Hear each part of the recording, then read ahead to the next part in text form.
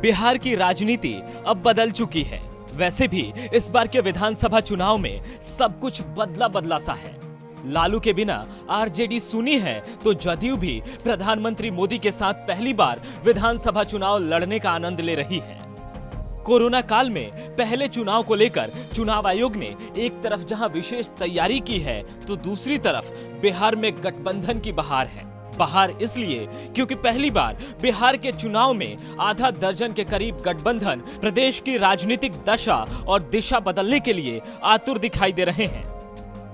हमेशा से जाति के इर्द गिर्द घूमने वाली बिहार की राजनीति भी पहली बार जमात की दिशा में बढ़ती हुई दिखाई दे रही है। बिहार की राजनीति 2020 के बिहार विधानसभा चुनाव में जाति से भी एक कदम पीछे पहुंच गई है। एक दल विचार से निकले नेता अब अपनी अपनी जाति की पार्टी बनाकर नीतीश कुमार के नेतृत्व वाले एनडीए और तेजस्वी यादव की अगुवाई वाले महागठबंधन को चुनौती दे रहे हैं। किसी एक जाति में या फिर किसी एक दो विधानसभा क्षेत्रों में प्रभाव रखने वाले नेता, उनकी पार्टी भी बड़े बड़े दलों को चुनौती देने लगी है।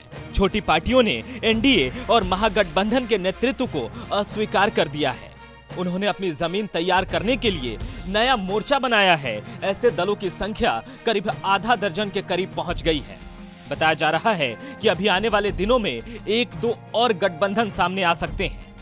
एक तरफ जहां एनडीए और महागठबंधन चुनावी मैदान में मुख्य खिलाड़ी के रूप में खड़े दिखाई दे रहे हैं, तो वहीं यूपी की पूर्व मुख्यमंत्री मायावती बिहार के दलित वोटरों के सहारे खुद को राष्ट्रीय चेहरा बनाने की कोशिश में है।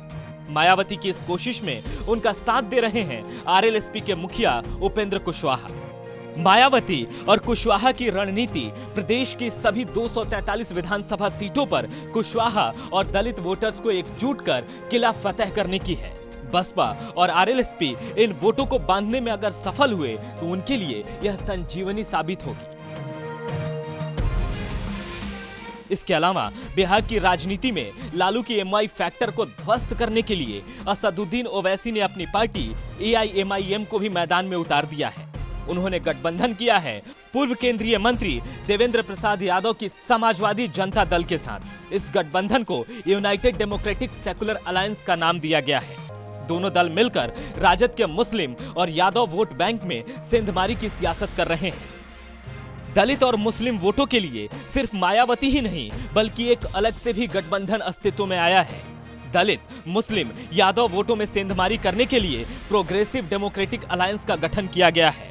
इसका जन अधिकार पार्टी के मुखिया पप्पू यादव नेतृत्व कर रहे हैं। वहीं दलित नेता चंद्रशेखर आजाद की पार्टी बीएमपी और social democratic party of India इसके घटक दल हैं।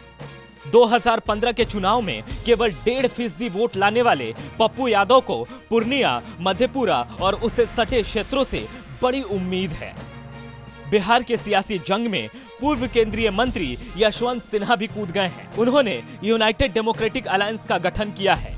पिछले 10 सितंबर को समस्तीपुर में यूडीए के नेताओं ने एक सभा की थी। इसमें पूर्व केंद्रीय मंत्री नागमणि, देवेंद्र यादव, पूर्व सांसद अरुण कुमार और बिहार सरकार में मंत्री रही रेणु कुशवाहा भी शामिल थी।